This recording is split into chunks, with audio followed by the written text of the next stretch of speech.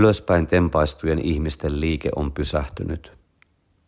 He leijuvat ilmassa asennoissa, jotka kiinnittäisivät kadulla huomiota. Yhden selkä on kaarella ja sormien päät osoittavat 3 metrin päässä olevaa asfalttia. On täysin tyyntä.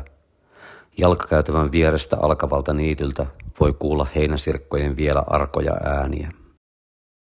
Pieni poika pyöräilee ilmassa roikkuvien ihmisten alta, huomaamatta heitä. Soittokellon ääni on yhtä iloinen kuin juuri alkaneen kesäloman mahdollisuudet. Tuulen vire liikuttaa ilmassa roikkuvia ihmisiä yksi kerrallaan, mutta he eivät törmäile toisiinsa.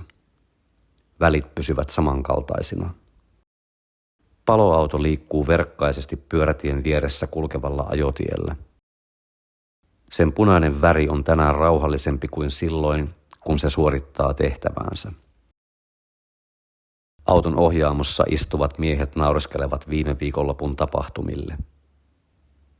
Miten tyhmästä voi ollakaan, sanoo toinen miehistä päätään puistellen.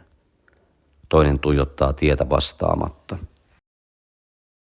Ylöspäin tempaistujen ihmisten liike on taas pysähtynyt. Jos joku ottaisi heistä valokuvan nyt, muut eivät uskoisi sitä todeksi. Kuvassa olisi nainen, joka ymmärsi miestään niin kauan, että tämä jätti hänet. Sitten olisivat veljekset, joita kaikki luulevat kaksosiksi, ja itselleenkin etäiseksi jäänyt nainen sekä hänen paras ystävänsä. Se, joka ei haluaisi olla johtaja, mutta jota kaikki silti katsovat ensimmäisenä.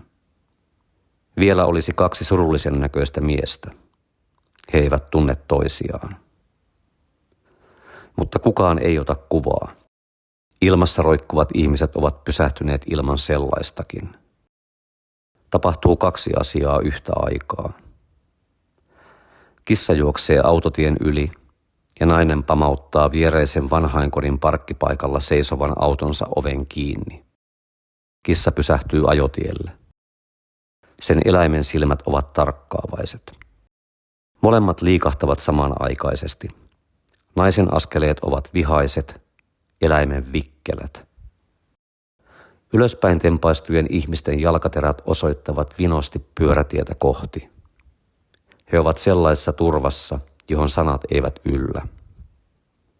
Kun iltapäivä vaihtuu alkuillaksi, tulee vain vähän hämärämpää. Näin pienessä kaupungissa sellainenkin riittää ihmeeksi.